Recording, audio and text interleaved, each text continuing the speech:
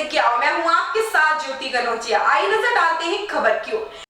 Police ने कहा मूक बधिर बालिका के साथ नहीं हुआ दुष्कर्म। देश भर में चर्चित मूक बधिर नाबालिग के साथ दुष्कर्म के मामले में पुलिस अधीक्षक तेजस्विनी गौतम ने कहा कि जयपुर से आई मेडिकल रिपोर्ट के अनुसार बालिका के साथ दुष्कर्म नहीं हुआ है। जेके लोन की 5 डॉक्टरों की टीम ने मेडिकल रिपोर्ट की जांच की। उक्त रिपोर्ट अलवर पुलिस को मिल चुकी है। तेजस्विनी गौतम ने बताया कि बालिका अपने गांव के बाहर टेंपो में बैठी शहर के अलग अलग मार्गों एवं चौराहों पर जाती हुई दिखाई दी।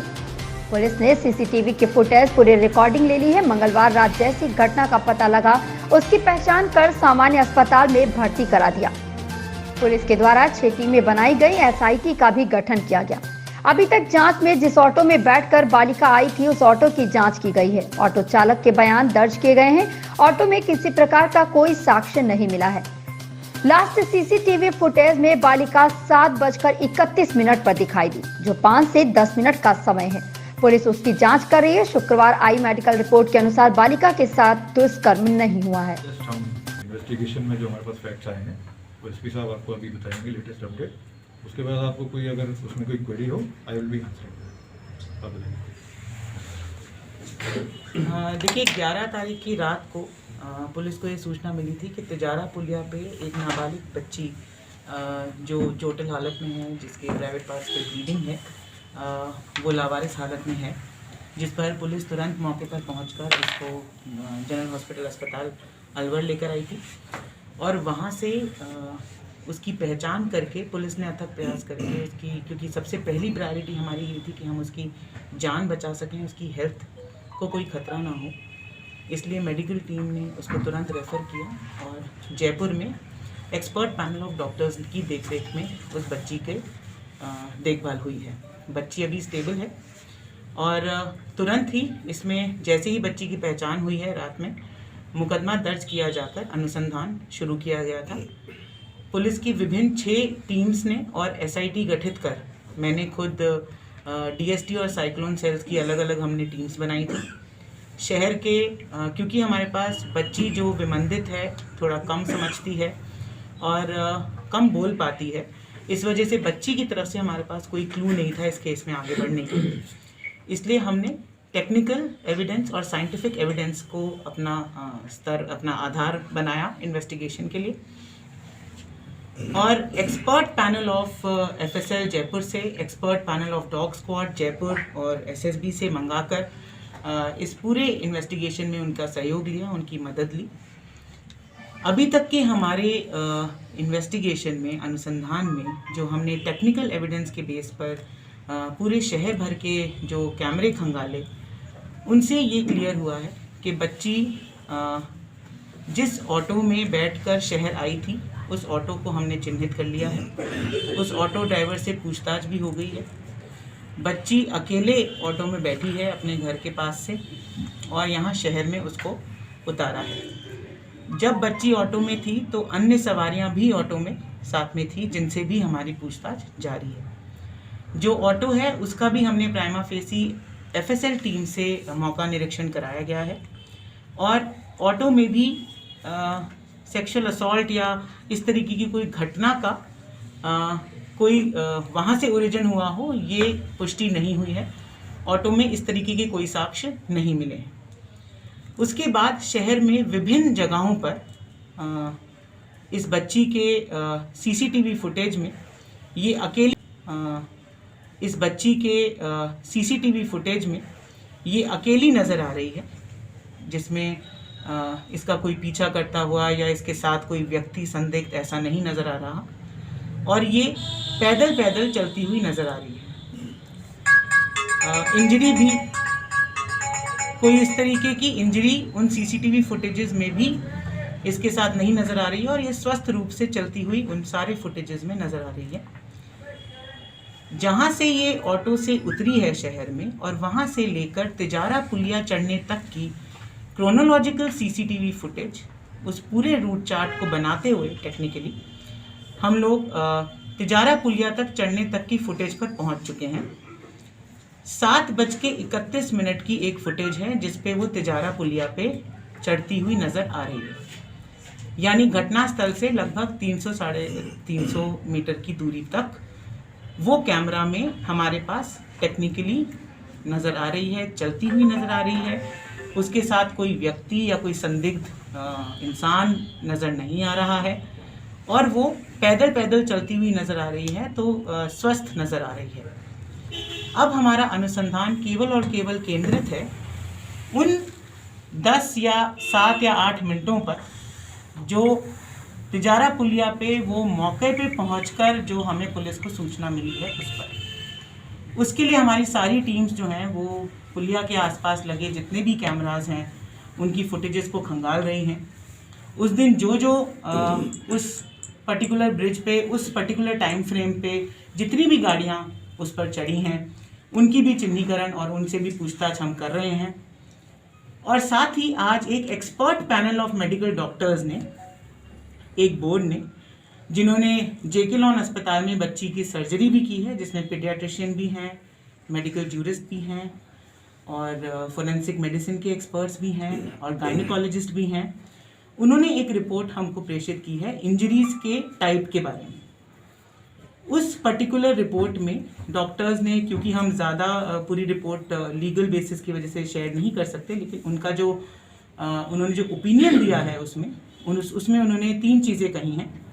पहला उन्होंने कहा है कि vagina and hymen is intact, anus is also intact, और साथ ही साथ उन्होंने ये बताया है कि injuries are not suggestive of any kind of penetrative assault. तो अब हमारे पास अभी तक के फैक्ट से जो इन्फॉर्मेशन है और मेडिकल रिपोर्ट से पेनिट्रेटिव असॉल्ट,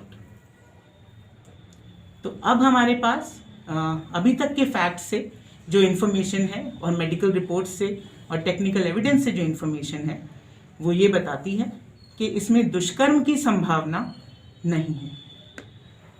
आगे इन्वेस्टिगेशन जारी है। किसी भी तरीके की आगे और जो हमारे पास एविडेंसेस आएंगे उस बेसिस पे हम आगे अभी भी अनुसंधान कर रहे हैं और जैसे एविडेंस हमारे पास आएंगे कोलैबोरेट है। और पुलिस ने अब तक की जांच पड़ताल में, जैसा आपने बताया, कितने सीसीटीवी कैमरों को किनकी रिकॉर्डिंग मतलब चेक की? देखिए, लगभग हमने 250 से 300 सीसीटीवी कैमरेज को खंगाला है, जिसमें से हमें काफ़ी मदद मिली है और इसलिए समय भी इतना लगा क्योंकि हर सीसीटीवी कैमरा को देखना और टाइम आपको जब नहीं पता हो और जब आपको कोई भी क्लू नहीं हो तो समय लगता है। और दिन रात मेहनत करके और 3 दिन से हमारी ये पूरी 6 की 6 टीम्स लगातार काम कर रही हैं, तो हमने कम से कम 250 से 300 कैमरास अभी तक खंगाले हैं। हुआ है इस तरह की कोई घटना बिल्कुल अब डिनाई की जा रही है? देखिए, अभी तक की मेडिकल रिपोर्ट से यही है कि जो दोनों सेक्सुअल ऑर्गन्स हैं वो इंटैक्ट हैं और किसी भी तरीके का पेनिट्रेटिव असॉल्ट नहीं पाया गया है मेडिकल रिपोर्ट्स में। तो जिन धाराओं में पुलिस ने मामला दर्ज किया है वो सभी धाराएं वही हैं जो आपने शुरुआती दौर में रखी थी कि उसके साथ दुष्कर्म हुआ हो, गैंगरेप हुआ हो? तो देखिए, इस बाबत अभी भी अनुसंधान जारी है। मैं आपको अभी तक के जो फैक्ट्स हमारे पास आए हैं सिर्फ वही बता रही हूँ। मैडम, बीच में जो फुटेज अपने पास आए हैं कि ये लड़की जो घूमती है, तो बीच में एक जगह आधे घंटे के लिए फुटेज से गायब भी है लड़की, तो उस दौरान कहीं कोई इस तरह की कोई घटना?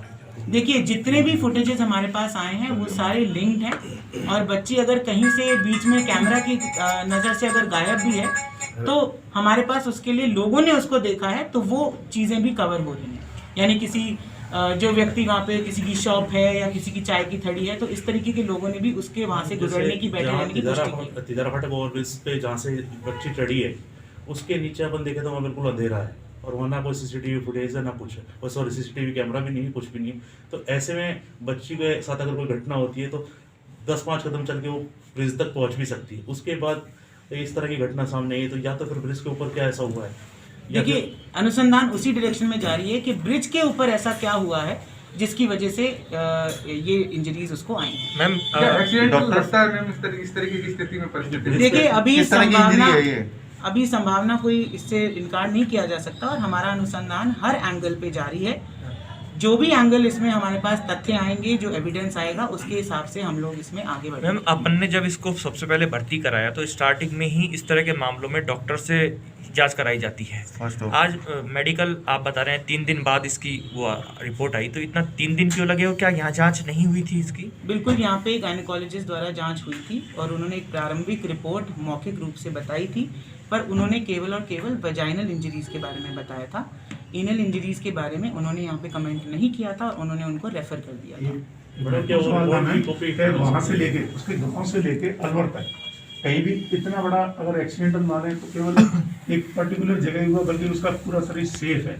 कहीं उसके कहीं अगर पे कहीं एक्सीडेंट इशारा हुआ तो करते हैं। दूसरी जगह गिरेगी। कहीं कपड़ा फटना, रगड़क या कपड़े चोट फटने पे नहीं कहीं भी फिर खरोंच या जो किसी कपड़े तरह पहने हुए थे क्या वो फटे हुए मिले?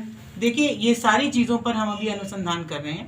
मेडिकल रिपोर्ट्स और टेक्निकल एविडेंस के हिसाब से अभी तक की हमारी जो लीड्स हमें मिली है और जहाँ तक हम पहुँचे हैं उस बारे में मैंने आपको आज बताया। अपन ने इस मैम, पूरी किस तरह की इंजरी बताई जा रही है, ये जो अभी डॉक्टर्स की ओपिनियन आई है उसमें? देखिए, डॉक्टर्स की ओपिनियन में केवल ये है कि ये इंजरी जो है प्राणघातक नहीं है और किसी भी तरीके के वजाइनल या एनल इंजरी बिल्कुल भी नहीं है। वो दोनों ही सेक्सुअल ऑर्गन्स बिल्कुल इंटैक्ट हैं। मैम अगर उसको अपन माने सपोज एक्सीडेंट है तो एक्सीडेंट से पहले उसका जो कपड़े अपन ने पहने हुए हैं क्या वो कपड़े फटे मिले थे अपन को? देखिए, अभी हम कुछ भी नहीं मान रहे हैं इसमें और कुछ भी नहीं मान रहे हैं। हम अभी भी सारे एंगल्स पे अनुसंधान कर रहे हैं। जैसा एविडेंस जिस हिसाब से मिलेगा उस हिसाब से हम आगे बढ़ेंगे। एक चीज ये सामने आई थी कि जो परिजन हैं उनके जो दादाजी उनका कहना है कि हमने 4 बजे अकबरपुर पुलिस चौकी को सूचना दे दी थी। वहाँ के स्टाफ ने ना तो कंट्रोल रूम को इस बारे में बताया। शायद अगर वो टाइम पे 4 बजे बताते हो सकता है आपकी नाकाबंदी की मेरी जिस रात की घटना है उस रात को 4 बजे तक सुबह मतलब 12 तारीख की सुबह 4 बजे तक मैं उस गांव में थी। दादा दादी से मैं खुद मिली हूँ। मुझसे दादा दादी ने इस तरीके की बात नहीं कही है और जो मामा हैं बच्ची के उन्होंने ये साफ बताया है कि लगभग 8:30 बजे तक वो उसको गांव में खुद ही ढूंढ रहे थे और उन्होंने फिर वहाँ पे अकबरपुर चौकी से फिर कंट्रोल रूम पे फ़ोन किया। अभी मैडम इस मामले में कितने लोग हिरासत में? ऐसी ही खबर से जुड़े रहने के लिए आप देखते रहिए वॉइस ऑफ प्रतिज्ञा।